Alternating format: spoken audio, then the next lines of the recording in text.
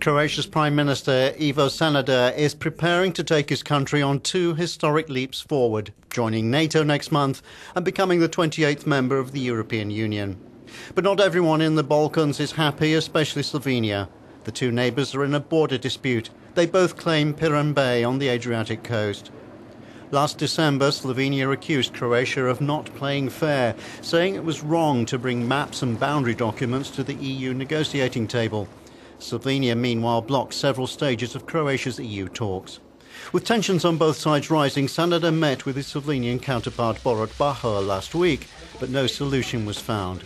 And now there's a question mark over Croatia being ready to join the EU in 2011. Euronews recently met with Prime Minister Sanader in Zagreb. Time to get down to fine detail about Croatia's membership of NATO and the European Union. First of all, Prime Minister Sanader, welcome to Euronews. Thank you. The border dispute between your country and Slovenia, it's over a small part of the Adriatic Sea, and yet it has become such a big issue between you and Slovenia.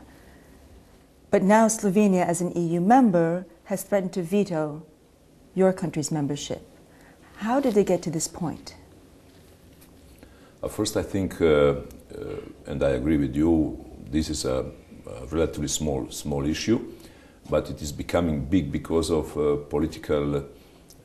it's becoming a political tool in our negotiations with the European Union, which should be not the case.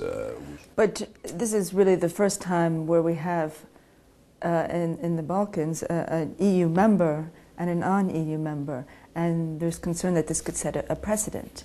Yes. I mean, what for you is the solution? For me, it's the solution first to draw the line of separation between the accession talks and the border dispute, and second, to go before the International Court of Justice, which is the UN body, which has dealt so far with more than 50 cases in its history, and the last case which they resolved has been the border dispute on the sea between Romania and Ukraine, and that was very successful. But from what I understand, your government's position is it's a legal issue. Yes. Whereas Slovenia's position is it's a political issue. So they're asking for EU mediation. Would you be against this? No, we are not against any involvement of the European Commission. In this case, what we are against is the fact that it is being brought up to the table of our negotiations. To put it as an obstacle for Croatia in our negotiations talks, and even what you mentioned in your first question, to veto Croatia's accession because of bilateral border issue, it's not European, it's not fair, it's not correct. When you talk about veto, I mean, another question of veto has been regarding NATO membership. Yes. Next month, the summit in Strasbourg, 60th anniversary, you are set to become a member of NATO. But there have been some Slovenian nationalist parties that are trying to get enough signatures to have a referendum on your membership. How do you react to this? This is not the right way to do it. This is not, I mean, Croatia is already participating in many peacekeeping missions, among others in Afghanistan. And I discussed this with Prime Minister Pahor during our last meeting in Slovenia, and he told me that he is against this referendum, against these nationalistic forces who push for a referendum, which would mean, of course, in a way, a veto for Croatia's accession.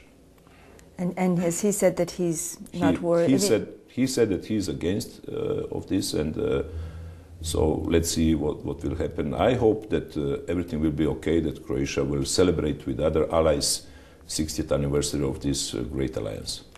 Another big subject for Croatia's membership to the European Union has been talk of corruption and organized crime. Last fall there were a series of killings of journalists and lawyers. And you said that you did not want Croatia to become another Beirut. That was my first reaction after those killings. And then, as you know, as the European public knows very well, we reshuffled the government after those killings, and I appointed two new ministers, Minister for Justice and Minister for Interior, and they resolved all those issues. The killers are in prison, and we would like now to continue with these strong measures in fighting against corruption and organized crime. I read recently that only 25% of Croatians are enthusiastic about joining the EU. How do you explain this? I explain it in very, very easily. It's very simply. Whenever Croatia gets some problems on its way to the EU, the public support is reduced. When we solve, the last polls, I have the polls which says that between 35 and 40%, but even if it's 25%, it's due to this Slovenian blockade from December. You know that Slovenia has blocked because of this bilateral issue, and with 11 chapters. So the mood is always psychologically also to be explained. If there are some blockage, some problems on our way, the support falls down. If there are some light at the end of the tunnel, there are some light on the horizon, the public support increases. So let's see how it will develop in the coming weeks and months.